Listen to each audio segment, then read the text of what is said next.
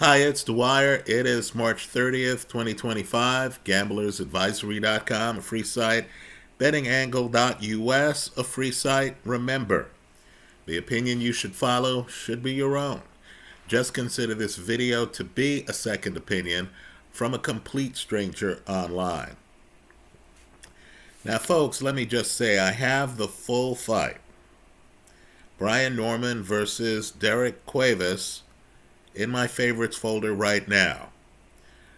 Right? Typically, situations like this only last for a few hours because promoters, people with copyright rights, will contact YouTube and will have whoever posted the fight online take it down. Before they do, you need to fast forward to the second half of the third round. It's a moment in time in boxing. Let me make a first point here. This is an A-plus job by the referee, Thomas Taylor. You need to remember his name. When you see him, you'll recognize him. He does an A-plus job. We'll get back to him. Right? Brian Norman is a new champ. I didn't know him. Right? I'd seen some highlights, but I never saw him in the flow of a fight. So here he is. He has 20 knockouts. He's fighting a guy with 19 knockouts. So I had questions. Right? I thought, well, what's his dominant punch? I know he fights out of an orthodox stance, but what's his real punch? Right? Also, how does he deliver that punch? Is this we'll call it Deontay Wilder situation, where you know Wilder has a big, straight right hand and will not throw much else, right? He'll paw at you with a jab, but he's just standing there making sure he's in position to throw his fastball. Is it that kind of fighter? Or is it an Andy Ruiz type fighter where the heavy punches are tucked in combinations, where sometimes the heavy punch is, hidden, and the guy uses that arm for other punches? So let's get to the midway point of the third round. By then you notice that Brian Norman, righty, throws an excellent left hook. You notice that his left hand is heavy. Whatever he throws with his left hand is heavy. You'll notice too, and this is what separates a lot of fighters, this is the guy who's a sequentialist. So, Derrieck Cuevas has his own great left hook. Derrieck Cuevas has a big right hand. You'll notice it's with maybe about, let's say, a minute left in the round. You'll notice that Brian Norman gets Cuevas over by the ropes and he bends down and throws a dangerous punch. He throws a straight left. Again, it's a straight left to Derrieck Cuevas' body. Now, the punch doesn't do much, but the point is that you can tell by the fact that Norman is throwing straight lefts to Cuevas' body that Norman has completely figured out when Cuevas is able to throw his right hand. In other words, when you're throwing a left to a guy's body, you're naked.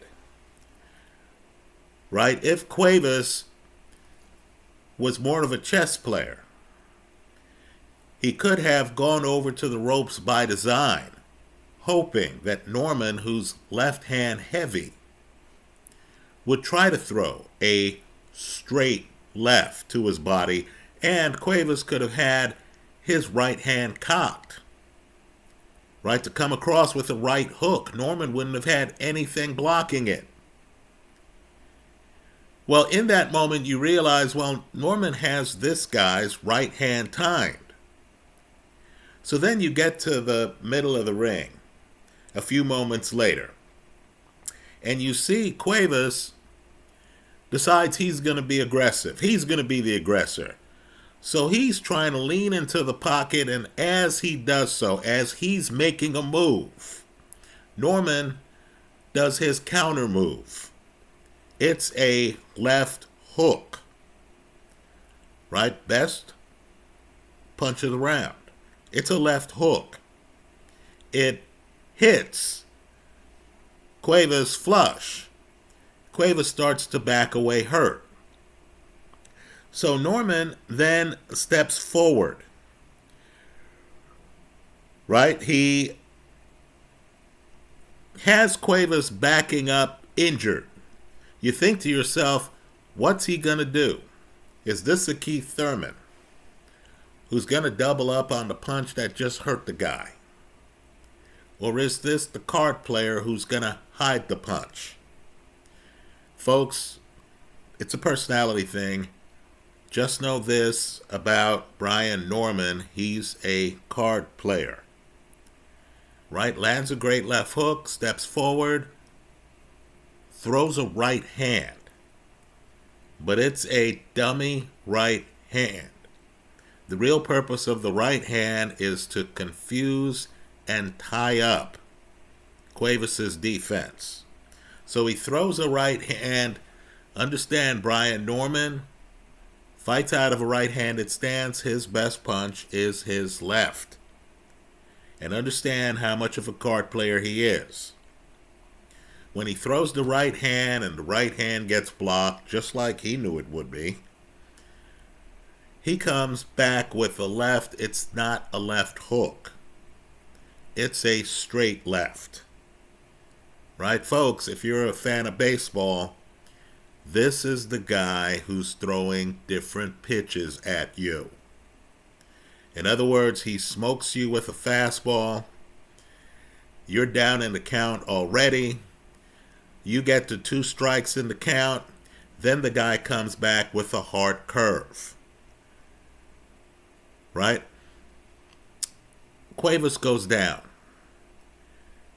Cuevas may have had the left hook timed. The problem is Norman is a guy who's mixing it in with straight lefts. Right? And of course, Norman jabs with that left hand. So Cuevas goes down, and here's where a part of the sport pops up that really fans need to appreciate. Right? Referees often are invisible. Right? That's a talent. You're dealing with 2 guys. One guy has 19 KOs. The other guy has 20 KOs. Big punches are going to be thrown. There might be some wrestling in there, right? Some clinching in there and stuff like that. And the great refs, while they're controlling the action, the great refs look invisible. Now here, Cuevas goes down in a corner. Right? I want you to watch Brian Norman carefully. Folks, this is how it's done. Right? Norman has the count on his hands. In other words, Cuevas is on the canvas. Norman looks over, spots the timekeeper, has the count. So if you're Cuevas and you're dazed and confused, you don't even have to hear Thomas Taylor. You don't even have to hear Taylor. You just have to see his hands to get the count. So Cuevas gets up. Right? Cuevas gets up rather quickly. Now, Taylor continues the count. Because understand, the guy gets up doesn't mean the guy has interacted with the referee. Cuevas turns his back to the ref, starts walking toward his corner. Right? At that point, Taylor says to him, Derrieck, look at me. Right? He has his name out. Right? He says his name to get the guy's attention. Right? You could be dazed and confused. Someone says your name, Paul, you're programmed to know your name. He says, Derrieck, look at me. Derrieck doesn't look at him. He says, Derrieck, look at me. Derrieck doesn't look at him. Rather than wave off the fight, Taylor walks over to Cuevas' corner with him. Folks, this is A-plus stuff. Right? He then motions himself. He moves himself so he can look at Cuevas' eyes. And he says to Cuevas, Derrieck, do you want to go? In other words, this is 3 times. We're well into the 10 count. Right? He's giving the fighter one last opportunity to respond to him. Now, boxing's a macho sport. All he gets is Cuevas just looking at him blankly. He waves off the fight.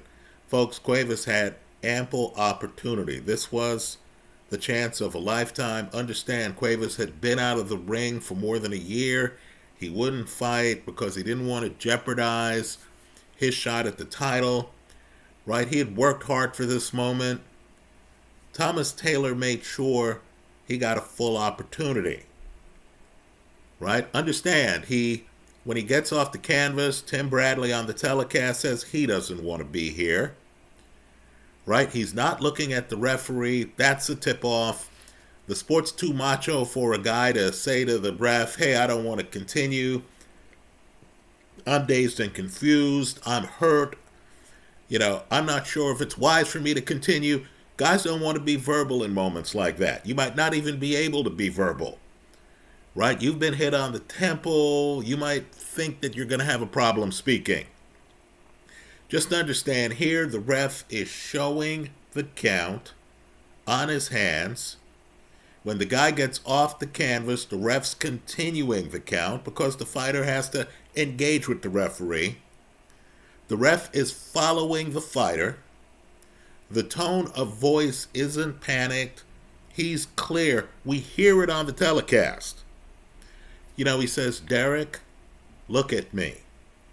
Right? Says the guy's name. Folks, that's an A-plus job. So let's just say a lot's happening past the midway point of the 3rd round. Here's what you need to know. Jaron Ennis hasn't looked great to me for some time at 147. Now, it's possible that the Karen guy, who he fought twice, is his boogeyman. Right? The Karen guy's actually pretty good defensively. He has Ennis completely timed. Now, Ennis is about to fight Stanionis. That's a tough opponent, folks. That's a real fight. Right now, against that backdrop, the new guy, right, Brian Norman, people don't know much about him. Right? They know he's unbeaten. He doesn't really have the superstar resume. Right, folks? He's left-hand heavy, but he's a card player. This is the guy who's much better than advertised. He's changing speeds on you. Right? He's figuring out your timing. He has a little bit of a wide stance, but he's nimble. That left hand is educated. He doesn't have to just counter you with it. He doesn't have to just lead with it. In fact, it can be a hook. It can be straight. He's also using it for a jab hand.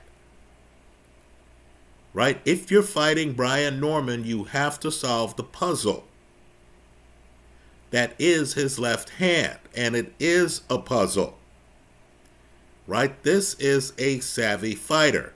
So, after the fight, he called out the winner of Ennis against Stanionis. Right, folks? While those other 2 guys are better known than Brian Norman, right, that's going to be an odds play. Brian Norman, I don't care who he's fighting. If Brian Norman is above a plus 200, he's the betting side of the play. Right, this was an excellent performance against a slugger. Right, if I were Jaron Ennis and I were watching this film, right, I would think to myself, gee, even though Ennis is great on his front foot, my attitude would be, hey, let me be on my back foot. early. Let me see this left hand for at least 2 rounds. Let me try to figure things out. And Ennis is ambidextrous. Let me try to figure things out before I get in the pocket with this guy. Right? As I said before too, I would try to have defense up top, hoping to get Norman in the habit of trying to throw left jabs to my body. Understand how perilous that is. Since I believe Norman's best hand is his left, not only would his left be extended, so you're not getting hit with his big punch when he throws that left to your body. Not only is his left extended, so you don't have to worry about that, but he's completely naked on that left side of his body. That's what I would be thinking if I'm Jaron Ennis, right? Norman is for real. The welterweight division just got a lot more interesting. Those are my thoughts. Let me hear yours in the comment section of this YouTube video. Thanks for stopping by.